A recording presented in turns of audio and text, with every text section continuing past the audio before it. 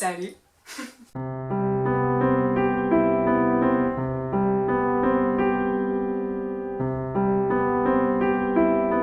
Aujourd'hui on se retrouve dans une nouvelle vidéo où je vais vous parler de la famille Avery.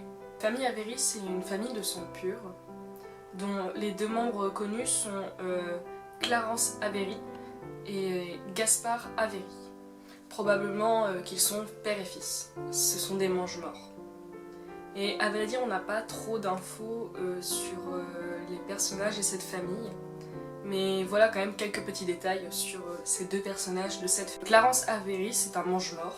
Il était à Poudlard en même temps que Tom Jedusor et faisait partie de sa bande d'admirateurs. Donc c'est un groupe d'élèves qui deviendront pour la plupart des mange-morts par la suite. Il faisait aussi partie du club de Slughorn et avait des prédispositions pour l'art de la maîtrise des potions. Clarence Avery est né entre le 1er septembre 1926 et le 31 août 1927, sa date de décès étant inconnue. Il est issu d'une famille de sang pur et fait partie des mange-morts et probablement a été accepté à la maison de Serpentard à Poudlard. Sa première apparition est dans Harry Potter et le prince de sang mêlé, un souvenir brumeux. Et sa dernière apparition est dans Harry Potter et le prince de sang mêlé également, les Horcruxes. Et il fut interprété par Humphrey Bastoli. Ensuite, parlons de la deuxième personne connue de cette famille. Donc Avery Junior, qui lui était de la même époque que Severus Rogue.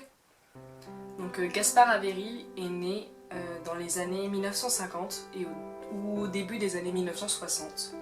Il est envoyé à Serpentard au début des années 1970 et l'une de ses occupations est de martyriser les autres élèves avec son ami Mulciber.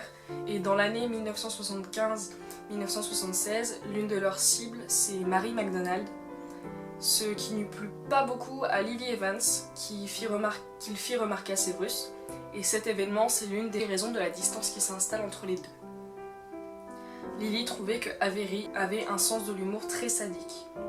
Et Gaspard Avery faisait partie du gang de Serpentard, c'est comme ça qu'ils appelaient Sirius, qui était composé de Bellatrix Lestrange, Rofulus Lestrange, Evan Rosier, Musliber, Severus Rogue et Welts.